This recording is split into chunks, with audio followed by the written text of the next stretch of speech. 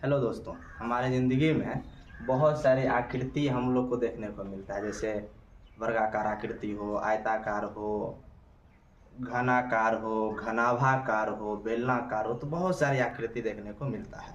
हम उन सारी आकृतियों के बारे में डिटेल से जानेंगे कि उस आकृति का परिमाप क्या होता है, क्षेत्रफल क्या होता है, आयतन क्या होता है, धारिता क्या होता है। तो सबसे पहले उन आकृति को समझने से पहले हमें समझना पड़ेगा कि परिमाप क्या होता है। तो परिमाप जो है वो किसी भी आकृति की सभी भुजाओं की जो माप होती है वो हमारा परिमाप होता है। परिमाप को अगर हम लोग अलग अलग करें तो इससे दो नाम निकल के आता है, परि प्लस माप, मिलके बनता है परिमाप। परिमाप, परि का मतलब होता है चारों ओर, यानी कि हर तरफ।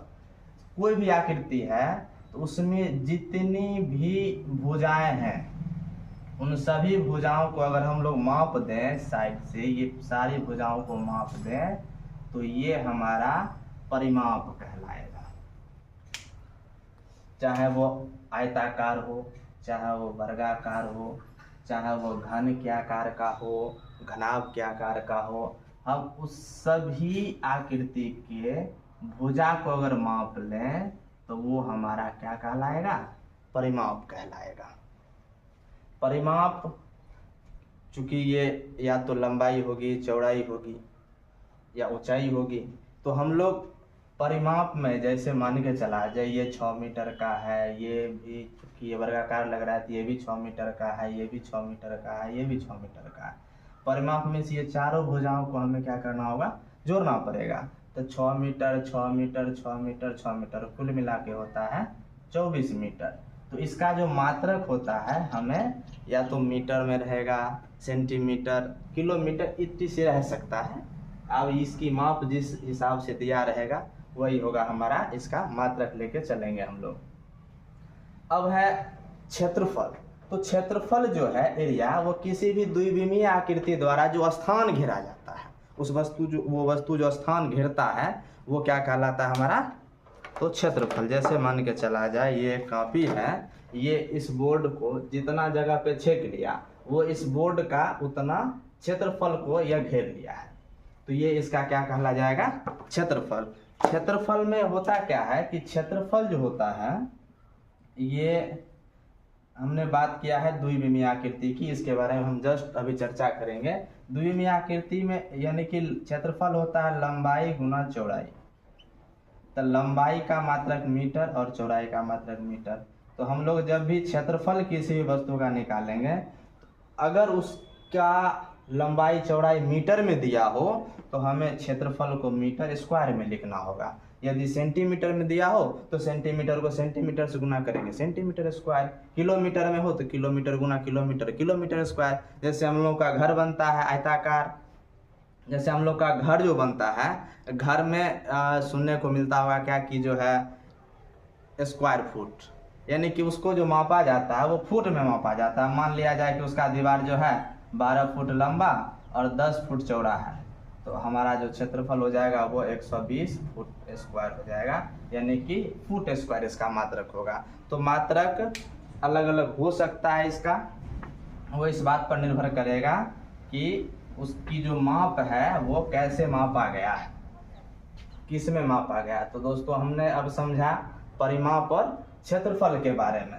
अब हम लोगों को समझना है कि द्विविमीय आकृति और त्रिविमीय आकृति क्या होता है। द्विविमीय आकृति तो वैसी आकृति जिसमें दो विमा हो, उसे हम लोग कहते हैं द्विविमीय आकृति।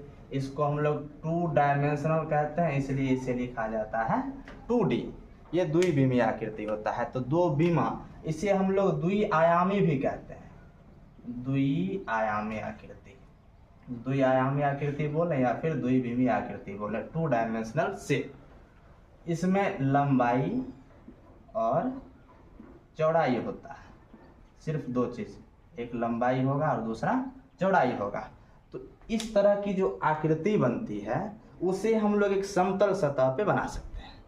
जैसे हमारा ये बोर्ड है तो ये एक समतल सतह है, इस पर हम लोग आसानी से उसे बना सकते हैं। ये है हमारा आयत, ये वर्ग, इसी तरह से त्रिभुज, चतुर्भुज के बहुत सारे पार्ट होते हैं, आप लोग को पता होगा। चतुर्भुज में आयत, वर्ग, समचतुर्भुज, समलंब चतुर्भुज, समांतर चतुर्भुज, ये सब के सब द्विविमीय आकृति हैं, क्योंकि इसमें सिर्फ लंबाई और चौड़ाई होता है। लेकिन कुछ आकृतियां ऐसी होती है जो त्रिविमीय आकृति होती है। त्रिविमीय आकृति में जिसमें 3 विमा हो, इसे हम लोग दूसरा नाम से भी जानते हैं, त्रिविमीय बोले या फिर त्रिआयामी आकृति बोले। इसे हम लोग कहते हैं 3D। आजकल 3D मूवी बहुत ज़्यादा फेमस चल रहा है, लोग हॉल में जाते हैं 3D मूवी देखने। चलिए देखते हैं, तो 3D के बारे में हम लोग अब जानेंगे। तो वैसी आकृति जिसमें लंबाई, चौड़ाई और ऊंचाई दिया हो, तो इस तरह की आकृति को हम लोग कहते हैं त्रिआयामी आकृति। त्रिआयामी आकृति इस तरह को कहा जाता है, जैसे कि घन, घनाभ, बेलन, शंकु, गोला इत्यादि। हम लोग को 10 तक इतना ही पढ़ना होता है, तो हम ज़्यादातर इतना ही पढ़ना होता है। ज़्यादातर आकृति हमें इस तरह की मिल जाती है। तो अब हम लोग बारी बारी से इन तमाम आकृति के बारे में जानेंगे। इसका क्षेत्रफल क्या होता है, इसका कुल पृष्ठ क्षेत्रफल, इसका संपूर्ण पृष्ठ क्षेत्रफल, हर एक चीज़ के बारे में अब बारी बारी से जानेंगे। लेकिन आप लोग द्विआयामी आकृति के बारे में पहले से जानते होंगे कि वर्ग का क्षेत्रफल क्या होता है, वर्ग का परिमाप क्या होता है। तो आज हम लोग इसकी चर्चा नहीं करेंगे, आज हम लोग चर्चा करेंगे त्रिविमीय आकृति की, उसमें भी सबसे पहले घनाभ की चर्चा करेंगे। तो अब हम लोग देखते हैं कि घनाभ क्या होता है। घनाभ क्यूबॉइड, इसे हम लोग कहते हैं। घनाभ जो है वो एक ऐसी आकृति होती है जिसकी लंबाई, चौड़ाई और ऊंचाई तीनों अलग अलग होता है। मीन्स ये घनाभ जो है ना वो आयत से मिलके बना होता है, ये आयताकार होता है। जैसे हमारे पास ये जो आकृति है, ये आकृति हमारे पास घनाभ के आकार का है, क्योंकि इसकी लंबाई ये है, ये चौड़ाई है और ये ऊंचाई है। इसका लंबाई, चौड़ाई और ऊंचाई अलग अलग है। कभी कभी ऐसा भी देखने को मिलता है कि लंबाई, चौड़ाई समान हो लेकिन ऊंचाई अलग हो। कभी कभी ये हो सकता है चौड़ाई, ऊंचाई समान हो, लंबाई अलग हो। यानी कि 2 विमा समान हो सकता है, तीसरा विमा अलग होगा, तब जाके वो हमारा घनाभ बनेगा। अगर तीनों विमा समान हो गया तो घन बन जाएगा। तो हम लोगों ने क्या देखा, घनाभ की 2 विमा समान हो सकती है, कोई भी 2 विमा समान हो सकती है, लंबाई, चौड़ाई, चौड़ाई, ऊंचाई समान हो सकती, लेकिन कोई एक विमा अलग होना चाहिए, तो हमारा क्या बन जाएगा, घनाभ। अब हम लोग घनाभ के बारे में जानते हैं। ये जो घनाभ है, घनाभ में कितने पृष्ठ होते हैं? पृष्ठ को हम लोग ना 3 नाम से जानते हैं। एक पृष्ठ बोल दें, सतह बोलें या फिर फलक बोलें। पृष्ठ, सतह या फलक। तो घनाभ में अच्छा एक बात और ध्यान रखना है कि जैसा कि मैंने घन के बारे में बताया कि अगर किसी भी आकृति की लंबाई, चौड़ाई, ऊंचाई तीनों समान हो तो वो आकृति हमारा घन हो जाएगा। अगर तीनों समान है तो घन हो जाएगा। हम क्या कर रहे हैं कि घन और घनाभ दोनों में पृष्ठ या फिर किनारा, शीर्ष एक ही जैसे होते, एक समान होते हैं। जितना घनाभ का होगा पृष्ठ उतना ही घन का पृष्ठ, तो इसलिए हम दोनों को एक साथ लेके चल रहे हैं। यह है हमारा घनाभ। घनाभ का पृष्ठ, सतह बोले, पृष्ठ बोले या फिर फलक बोले। और घनाभ में किनारा होता है, तो किनारा की संख्या कितनी है, और फिर एक शीर्ष होता है। तो इन तीनों के बारे में हम लोग देखते हैं, इसे लाइव देखते हैं कि आखिर क्या क्या कैसे कैसे होता है। तो ये आप लोगों को दिख रहा होगा, ये एक घनाभ के आकार की आकृति है। इसमें लंबाई है, ये चौड़ाई है और ये ऊंचाई है, क्योंकि ये त्रिविमीय आकृति है। लंबाई, चौड़ाई, ऊंचाई। पृष्ठ किसको कहते हैं, यानी कि सतह जो होता है, ये हमारा सतह है। ये जो किसी स्थान को छेक रहा है, ये सतह है हमारा। इसमें सतह की संख्या जो है वह 6 होती है। सतह की संख्या 6 होती है। इसे देखते हैं क्या कौन कौन सा सतह। ये हमारा पहला सतह, ये दूसरा सतह, ये तीसरा सतह और ये चौथा सतह। इधर से हो गया पांचवा सतह और एक इसके जस्ट अपोजिट छठा सतह। इस तरह की आकृति आपको देखने को बहुत सारे मिलेंगे। सबसे ज़्यादा तो हमारे घर में ईंट का उपयोग होता है। ईंट हमारा जो है घनाभ के आकार का है, आप लोग उसमें देख सकते हैं। माचिस की डिब्बी को देख सकते हैं, वो हमारे घनाभ के आकार का है। तो बहुत सारी आकृति हमारे ज़िंदगी में देखने को मिलता है जिसकी आकृति घनाभ के जैसी होती है। एक बार इसको अगर फिर से देख लें तो इसमें 6 पृष्ठ कैसे होते हैं या फलक कैसे होते हैं। एक इधर है, एक इसके जस्ट अपोजिट इधर से 2 हो गया, एक ऊपर एक नीचे 4 हो गया, एक इधर से और एक इधर से, कुल कितने हो गए 6 हो गए। तो हमारे पास फलकों की संख्या 6 है, चाहे वो घन हो या फिर घनाभ हो। इस तरह से किनारा, अब किनारा देखते हैं कि किनारों की संख्या कितनी है। यह है पहला, दूसरा किनारा, तीसरा किनारा और चौथा किनारा, ठीक है। इधर से 4 किनारा इधर है, 5वां, 6ठा, 7वां और 8वां। अब इधर से 9वां, 10वां, क्योंकि इस किनारा को हम लोग इधर गिन चुके हैं, इस वजह से ये 9वां, ये 10वां और 2 इधर है। ये जो है हमारा 11वां और ये 12वां, क्योंकि इधर वाले में इस किनारा को हमने गिन चुका है, इधर वाले में इस किनारा को गिन चुका है, तो उसे तो नहीं गिनेंगे अब। तो इस तरह से हमारे इसमें जो है वो किनारों की संख्या कितनी मिली 12 किनारा है। शीर्ष की बात करें तो शीर्ष इसमें कितने होते हैं हम लोग गिन लेते हैं। 1 2, इधर 2 होगा, 3 4, अब इसके जस्ट अपोजिट नीचे 5वां, 6ठा, 7वां, 8वां, टोटल 8 किनारे शीर्ष हो गए।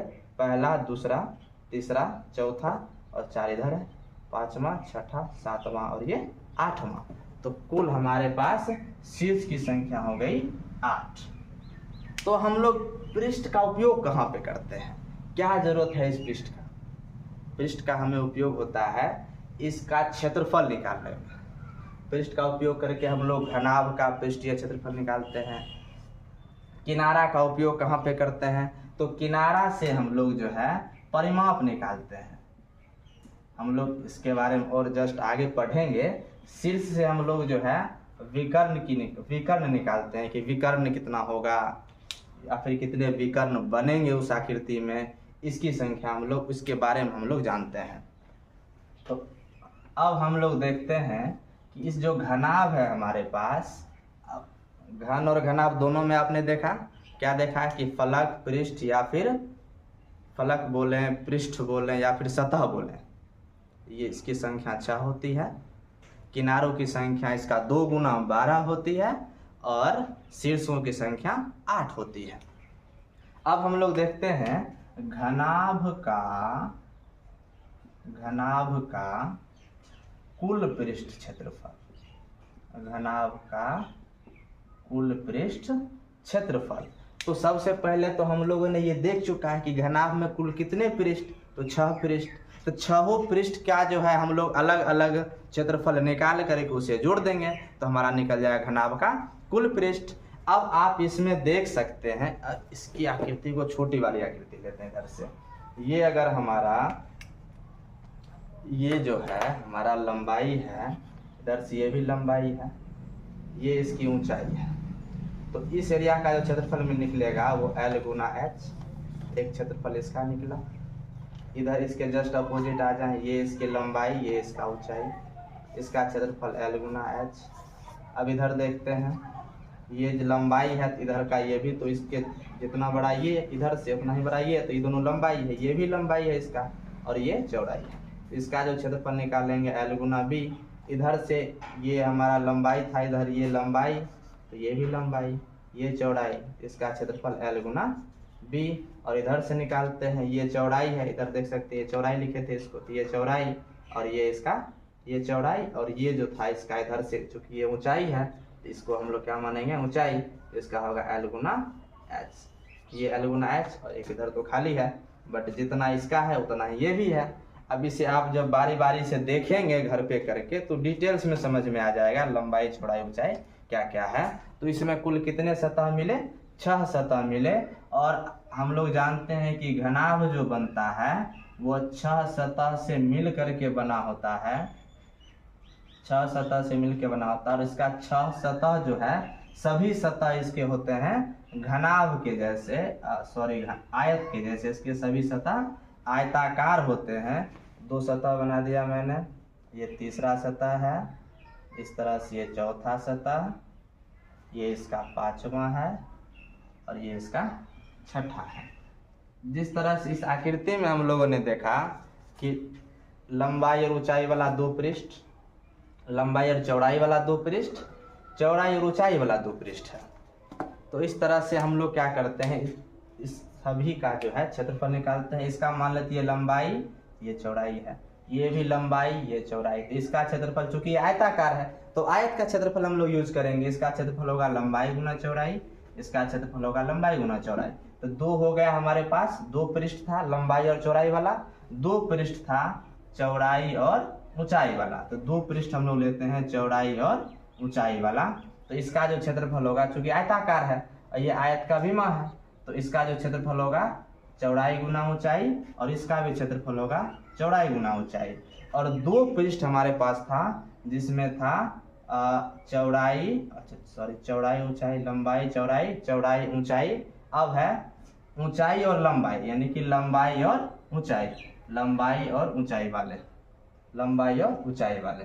तो इसका क्षेत्रफल निकलेगा L इंटू एच, इसका भी क्षेत्रफल निकलेगा L इंटू एच। तो हमारे पास इसका क्षेत्रफल ये 6 पृष्ठ हैं। हम क्या करते हैं कि 6 पृष्ठ की जो क्षेत्रफल निकला उसे हम लोग जोड़ देते हैं, तो हमारा निकल जाएगा घनाभ का कुल पृष्ठ क्षेत्रफल बोले या घनाभ का संपूर्ण पृष्ठ क्षेत्रफल बोले, दोनों एक ही होता है। कुल को ही तो हम लोग संपूर्ण कहते हैं।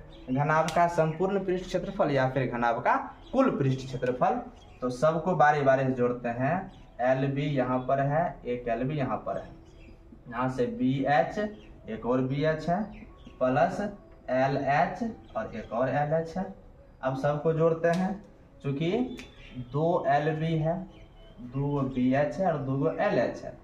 तो सबको अगर जोड़ दें तो क्या हो जाएगा, 2 L B plus 2 B H plus 2 H L. अब सबसे 2 कॉमन खींच लेते हैं तो क्या बनेगा, 2 into L B plus B H plus, चूँकि बोलने में ठीक होता है इस वजह से इसको एच एल कह देते हैं, 2 into L B plus B H plus H L. तो यही होता है हमारा घनाभ का कुल पृष्ठ क्षेत्रफल या फिर संपूर्ण पृष्ठ क्षेत्रफल। जिस तरह से आप लोगों ने देख चुका है कि इसको हम लोग निकालते कैसे हैं, इसी तरह से इसको ध्यान में रखना। इसी तरह से हम लोग जो है घन का भी पृष्ठ क्षेत्रफल निकालेंगे।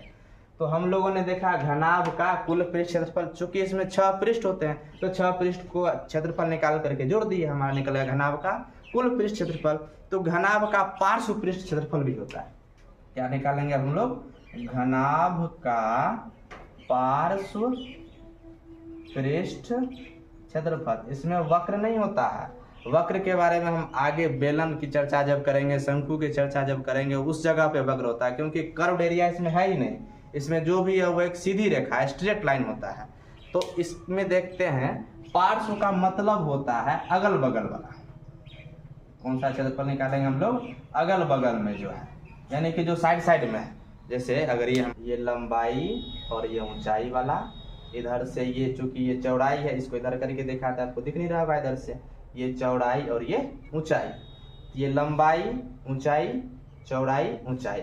इस तरह से लंबाई ऊंचाई वाला एक इधर, एक इधर, एक इधर चौड़ाई और ऊंचाई वाला और एक इधर चौड़ाई ऊंचाई वाला। ऊपर का हमें लंबाई और चौड़ाई वाला, और नीचे जो लंबाई चौड़ाई वाला ये हमें नहीं लेना है, क्योंकि हमें निकालना क्या है, घनाभ का पार्श्व पृष्ठ क्षेत्रफल। पार्श्व का मतलब साइड वाला, यानी कि अगल बगल वाला क्षेत्रफल। इसमें हमें ऊपर नीचे वाला नहीं लेना है, पार्श्व पृष्ठ क्षेत्रफल। तो हम लोगों ने इसमें क्या देखा, कुल कितने पार्श्व हैं, इसके पार्श्व पृष्ठ हैं टोटल 4 पार्श्व पृष्ठ हैं, 1 2, ये तीसरा हमारा हो गया, और इस तरह से एक ये है, ये चौथा है।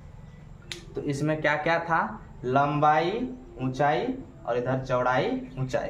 तो 2 पृष्ठ था जिसमें लंबाई और ऊंचाई था, 2 पृष्ठ में लंबाई और ऊंचाई, और 2 पृष्ठ ऐसे थे जिसमें चौड़ाई और ऊंचाई था।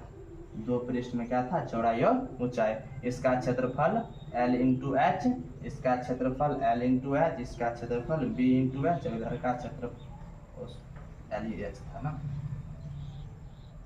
L एच नहीं, ये बी एच था, इसका क्षेत्रफल B इंटू एच। तो इस तरह से हम लोग क्या करते हैं कि चारों पृष्ठ क्षेत्रफल को जोड़ देते हैं, तो हमारा निकल जाएगा घनाभ का पार्श्व पृष्ठ क्षेत्रफल। तो क्या क्या निकला, L into H plus L into H plus B into H plus B into H. अब हम लोग इसको अगर जोड़ें तो दो है L इंटू एच प्लस दो है B इंटू एच। अब इसमें से अगर हम लोग कॉमन खींच लें, दो और दोनों में है H, दोनों में तो दो H कॉमन खींचेंगे तो L प्लस B। इसको हम लोग अलग से थोड़ा सा बुक में देखेंगे, थोड़ा अलग से दिया हुआ आता है, 2 इंटू L प्लस B गुना H। ये हमारा निकला घनाभ का पार्श्व पृष्ठ क्षेत्रफल। घनाभ में वक्र भाग नहीं होते हैं, इसलिए हम लोग घन या घनाभ का वक्र पृष्ठ क्षेत्रफल नहीं निकालते हैं। जब भी निकालेंगे घनाभ का पार्श्व पृष्ठ क्षेत्रफल निकालेंगे। अब हम लोग देखते हैं घनाभ, पहले अब घन के बारे में देख लेते हैं, उसके बाद घनाभ का विकर्ण देख लेंगे और घन का विकर्ण देख लेंगे कि घनाभ में विकर्णों की संख्या कितनी होती है और घन में विकर्णों की संख्या कितनी होती है। तो पहले हम लोग निकाल लेते हैं घन, जिसको इंग्लिश में कहा जाता है क्यूब। तो हम लोग पहले निकालते हैं घन का पृष्ठ क्षेत्रफल, यानी कुल पृष्ठ क्षेत्रफल और पार्श्व पृष्ठ, इसमें भी दो होते हैं, कुल पृष्ठ क्षेत्रफल और पार्श्व पृष्ठ क्षेत्रफल। तो घन के बारे में जैसा कि आप लोगों को मैंने पहले ही बताया, ये देख लीजिए घन है, घनाकार आकृति बहुत सारी होती है। घन में भी 6 पृष्ठ होते हैं, तो टोटल 6 पृष्ठ का क्षेत्रफल जोड़ लेंगे। क्यों, तो अब इसमें देखते क्या है कि इसकी लंबाई, चौड़ाई और ऊंचाई तीनों बराबर है ना। देखते हैं आकृति है, ये लंबाई, ये चौड़ाई, ये ऊंचाई, ऐसे बोल लें, या फिर ये लंबाई, ये चौड़ाई, ये ऊंचाई। क्योंकि सबका सब बराबर है, किसी को चौड़ाई, किसी को लंबाई, किसी को ऊंचाई बोलने से तो बराबर ही है। तो घन में क्या होता है, घन का जो भी पृष्ठ होता है वो वर्गाकार होता है। जिस तरह से घनाभ का पृष्ठ हमने देखा कि घनाभ का पृष्ठ होता है घन आयत के तरह, इस तरह से घन का पृष्ठ जो होता है वो वर्ग के तरह होता है।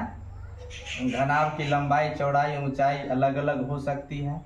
ये भी हो सकता है कि लंबाई और चौड़ाई समान हो, ये भी हो सकता है चौड़ाई ऊंचाई समान हो। लेकिन घन की अगर बात करें तो घन की लंबाई, चौड़ाई और ऊंचाई तीनों बराबर होते हैं। तो लंबाई, चौड़ाई, ऊंचाई ना बोल करके इसे हम लोग बोल देते हैं ए, यानी कि भुजा। कुछ लोग, कुछ बुक में इसे एल बोला जाता है, कुछ लोग ए बोल दें, कुछ लोग एल बोल दें, कोई बात नहीं, सेम है।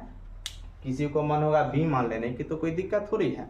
इसकी तो माप रखना होता है। जब हमें किसी भी क्षेत्रफल की इस तरह का क्षेत्रफल निकालेंगे तो हम लोग बारी बारी से इसको देख लेते हैं। सबका चूंकि जो है वर्गाकार है, तो वर्ग की सभी भुजाएं बराबर होती है, और वर्ग का क्षेत्रफल आप लोगों को पता है क्या होता है, भुजा गुना भुजा, यानी कि भुजा स्क्वायर। तो इसका क्षेत्रफल भुजा स्क्वायर, इसका भी क्षेत्रफल भुजा स्क्वायर, ये भी ए स्क्वायर, ए स्क्वायर, ए स्क्वायर, ए स्क्वायर। अगर एल मानते तो एल स्क्वायर हो जाता। घन में 6 पृष्ठ हैं, तो 6 पृष्ठ का क्षेत्रफल हम लोग जोड़ देते हैं, तो निकल जाएगा घन का संपूर्ण पृष्ठ क्षेत्रफल, या फिर घन का कुल पृष्ठ क्षेत्रफल। सेम बात है, ए स्क्वायर प्लस ए स्क्वायर प्लस ए स्क्वायर प्लस ए स्क्वायर प्लस ए स्क्वायर। हो गया, 6 क्या नहीं होगा, एक और लिख देते हैं, तो क्या हो जाएगा 6a स्क्वायर निकल गया। घन का संपूर्ण पृष्ठ क्षेत्रफल 6a स्क्वायर। हम लोग इसी तरह से घन का पार्श्व पृष्ठ क्षेत्रफल निकाल सकते हैं। घन में पार्श्व कितने होंगे, पार्श्व पृष्ठ टोटल 4 पार्श्व पृष्ठ होंगे। तो घन का पार्श्व पृष्ठ क्षेत्रफल, क्योंकि इसमें 4 पार्श्व पृष्ठ होते हैं, ये देख लिया जाए। ऊपर नीचे को देखते ही नहीं है, हमें पार्श्व वाला देखा जाता है, ये साइड वाला 1 2 3 और ये 4, चारों पार्श्व पृष्ठ क्षेत्रफल हैं। और सबका क्षेत्रफल तो ए स्क्वायर होता है, तो 4 को ए स्क्वायर को क्या कर देंगे, आपस में जोड़ देते हैं, तो इससे क्या निकलता है हमारा 4a स्क्वायर। तो घन का पार्श्व पृष्ठ क्षेत्रफल क्या होता है 4a स्क्वायर। अगर कुछ लोग एल बोले तो बोल सकते हैं 4l²। इस तरह से संपूर्ण के लिए बोल सकते हैं 6l², 6l² बोलते हैं, 4l² बोलते हैं, 4a² बोलते हैं। ये हमारा निकला घन का संपूर्ण पृष्ठ क्षेत्रफल और घन का पार्श्व पृष्ठ क्षेत्रफल। तो आप लोग को जो है इससे एक बार जो है अपने घर पे ट्राई करके देखना है कि किस तरह से जो है बताया गया था कि घन की लंबाई चौड़ाई ऊंचाई बराबर होती है, तो उसमें हम लोग क्या मानते हैं। एक बार खुद से घर पे करेंगे तो अच्छे से समझ में आ जाएगा। अब हम लोग बात करते हैं घन और घनाभ दोनों की, घन और घनाभ दोनों की बात करते हैं। क्योंकि जो है घन में जितने फलक उतना ही घनाभ के फलक, जितने घन के किनारा उतना ही घनाभ के किनारा, जितने घन में शीर्ष उतना ही घनाभ में शीर्ष। तो जितने घन के विकर्ण उतने घनाभ के विकर्ण, दोनों बराबर होते हैं, इसलिए हम लोग इसको देखते हैं। अच्छा, घन में जो है ना वो अलग अलग तरह के विकर्ण होते हैं।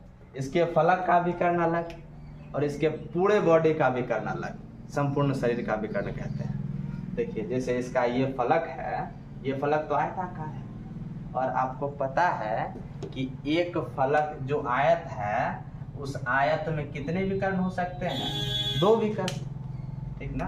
देखिए ये पहला विकर्ण और ये दूसरा विकर्ण, तो आयत में 2 विकर्ण। अच्छा, वर्ग में कितने विकर्ण होते हैं? उसमें भी 2 विकर्ण होते हैं।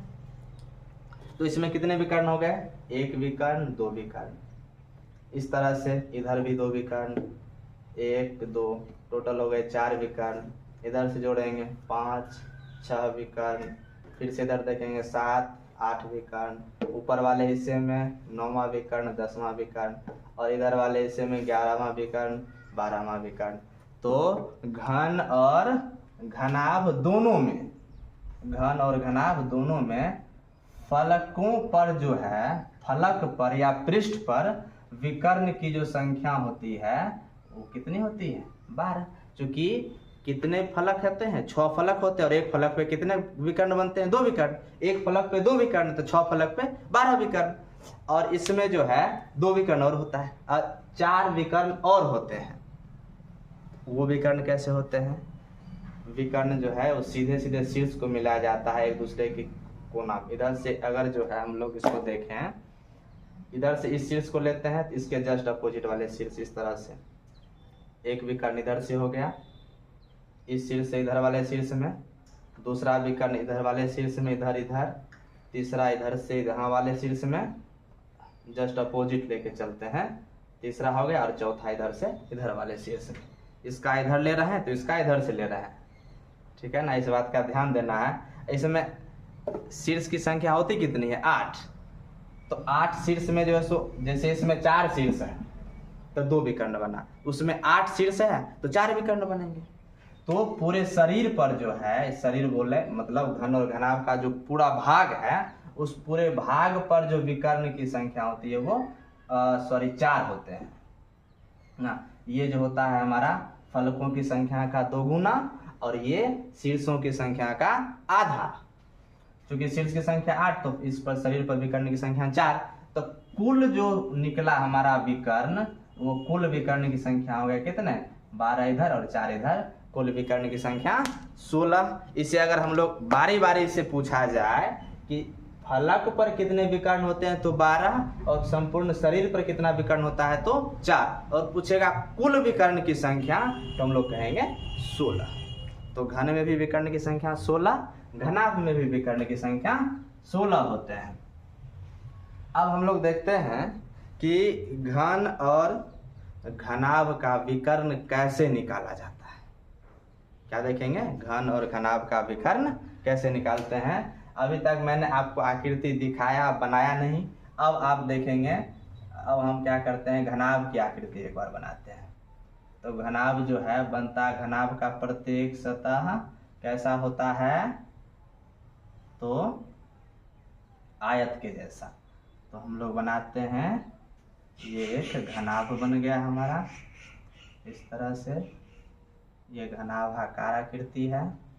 इसमें जो है हम लोग देखते हैं, ये इसका लंबाई है, ये इसका चौड़ाई है और ये इसका ऊंचाई है। हम लोग क्या किए कि एक घनाभ बनाए। लंबाई, चौड़ाई और ये ऊंचाई। अब हम लोग देखें कि घनाभ जो आयत से मिलकर बना होता है, तो घन का चूंकि आयत का प्रत्येक कोण समकोण होता है 90 डिग्री, और जब कभी भी समकोण त्रिभुज हमें दिख जाए, समकोण दिख जाए, तो हम लोग वहाँ पे पाइथागोरस प्रमेय लगाते हैं। अगर हम लोग इसको ऐसे मिला दें, यहाँ से ऐसे इस तरह से, तो ये एक हमारा त्रिभुज बन जाएगा। ये तो इस तरह से क्या बन गया?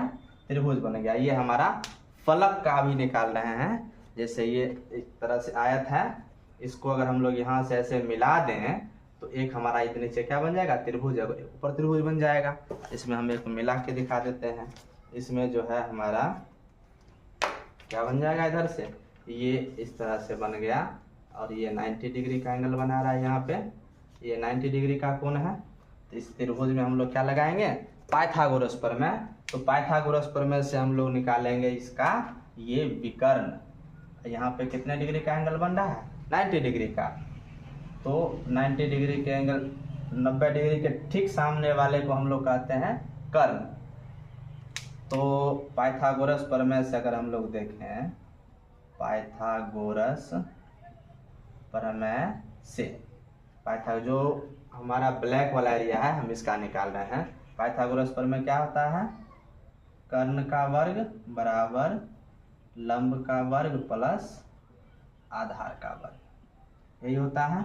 इसमें कर्ण ये है हमारा, यही निकालना है। तो हम लोग कर्ण को भी ऐसे ही रहने देते हैं, कर्ण के वर्ग को नाम नहीं देते हैं। लंब l मान लेते हैं तो l स्क्वायर, और प्लस आधार क्या मान लेते हैं? b मान लेते हैं। तो क्या हो जाएगा? b square. तो क्या होगा? l square plus b square. इधर सिर्फ कर्ण निकालना है, स्क्वायर दूसरे तरफ जाता है, बराबर दूसरे साइड तो रूट हो जाता है। तो इधर जो ये कर्ण निकला हमारा, कितना निकला? Root under l square plus b square. ये निकला root under l square plus b square. अब चूंकि हमें निकालना क्या है? घनाभ का विकर्ण। ये तो हम निकाले इसके सतह का विकर्ण, हमें निकालना है घनाभ का विकर्ण। तो घनाभ का जो विकर्ण होता है, इधर से ये अगर नीचे से सिरा लेते हैं, इधर के ऊपर का सिरा लेना पड़ेगा, इसके जस्ट उल्टा, तब जाके बनेगा हमारा ये इसका विकर्ण। यानी कि अब हम लोग क्या करते हैं, यहाँ से इसको ऐसे मिला देते हैं, यहाँ से ये। तो यहाँ पे हमारा बनता है 90 डिग्री का कोण।